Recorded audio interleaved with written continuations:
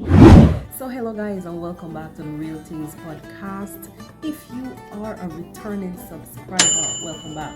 And if you are new here, kindly subscribe to the channel, leave a comment, and also leave a like on your way in. So guys, if you're looking for trendy and affordable items, check out this website. Right here, Lovely Wholesale. They got the tea. Lovely Wholesale, they have so many discounted items. And I know that you'll find something there just about for everybody. The link will be in my description. Check them out. And once you make a purchase, I'll get a small commission. And that is a great way to show your support to the channel. You won't regret it. Just check them. So today guys, without no further ado, we are going across the Eastern Caribbean. We are actually going to the island of Tortola in the British Virgin Islands. So today, I know Virgin Islanders wake up to a sad news of the embattled former Premier Andrew Afoy who was actually arrested since April of last year and held on drug charges in Miami and conspiracy to, export drugs, or I should say narcotics. He is now basically officially charged and found guilty on all charges. I'm going to read a piece from the Miami Herald and you guys just listen in. So it says, guys, former Virgin Islands Premier Andrew Foy was found guilty on Thursday afternoon of conspiring to smuggle thousands of kilograms of cocaine into the United States while laundering the money that he earned from the deal.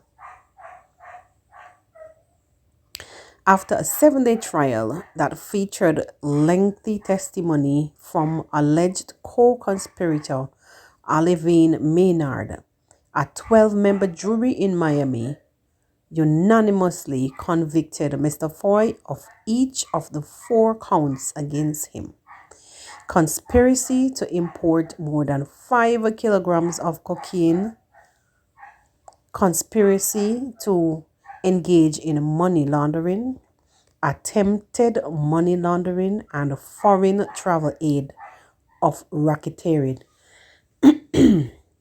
It says jury deliberated for more than 4 hours before arriving at the verdict.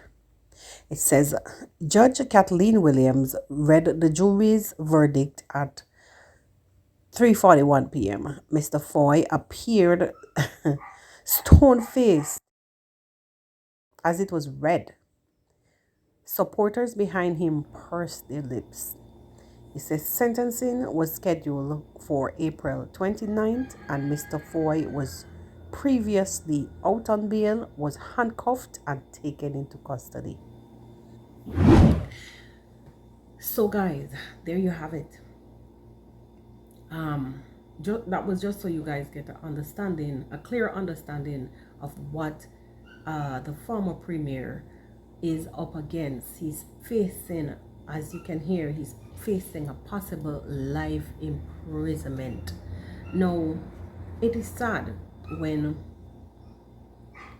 someone from your community, someone that you went to school together with, someone that is so approachable, or someone that is approachable, based on the fact that it's a close-knitted community that you all grow up in. Because the Tortola, or the British Virgin Island, is just a small, set of islands, or archipelago as you might call it, under Britain.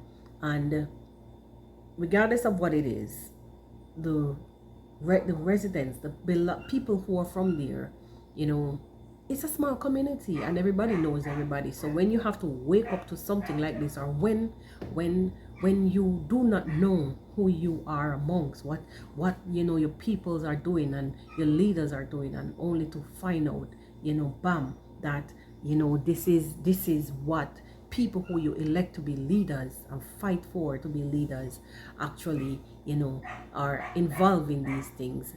Now, you know that Andrew Afoy was a man that anybody could approach and ask any questions, you know. Also, you know, he won the election. I think it was in 2019.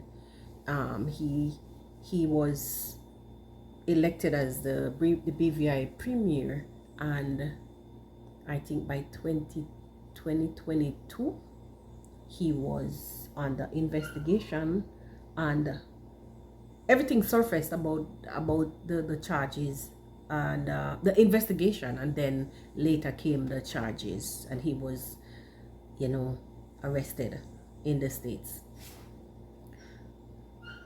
Guys, don't forget that we are only human, and sometimes when you think that you're helping somebody, and then he's somebody who is always willing to help, when you think that you're helping somebody, sometimes you're only digging yourself into a trap that you're probably not gonna be able to come out of.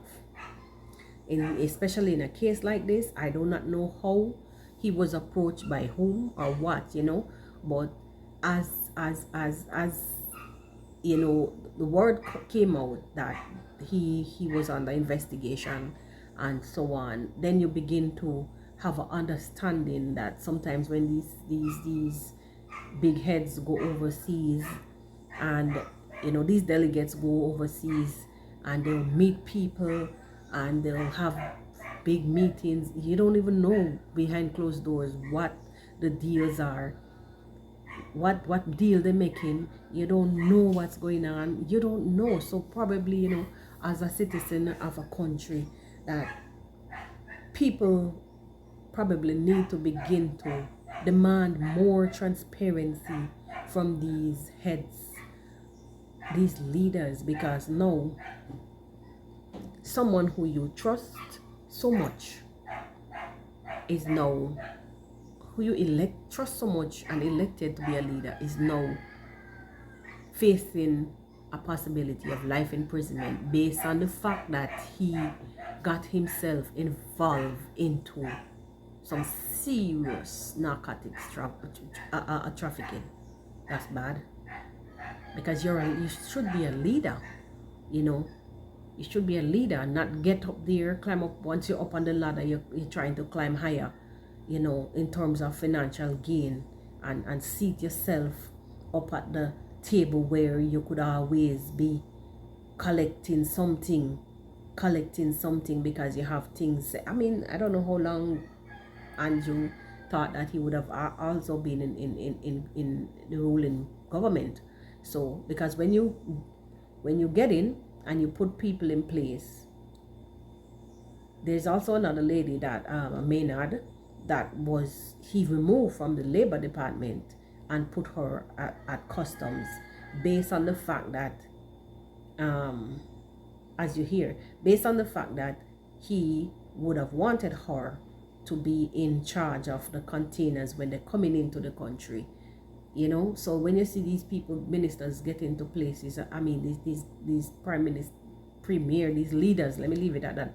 When you see these leaders get into position and they start shuffling around, it's like sometimes us as the people need to demand more transparency, you know, especially if the person that they're putting in the position is not qualified for that position. So guys, basically this is what we're talking about today, and it's sad, you know. I may seem a little dazed, but dazed on the fact that it's shocking to know the depth of these things that allegedly, I can't say allegedly anymore, because then it is out. The findings are out. The case is out. So it's not allegedly anymore. It is that the involvement is plain for everybody to see that this guy was involved neck deep neck deep. So lesson learned, we have to know as a people going forward what it is that these people that we elect to be our leaders are involved with. Charity begins at home, and if you don't clean out your house, you cannot go and try to clean somebody else's. You can't clean your neighbor's house when yours is not clean. So that is the lesson, that is the takeaway from this whole saga. It is sad, but I'm gonna leave it at this, and we're gonna come back on another podcast to give you any updates if there is any more on this. Oh, he was supposed to be tried. The sentencing, I'm sorry, so his sentencing will be officially in sometime in April.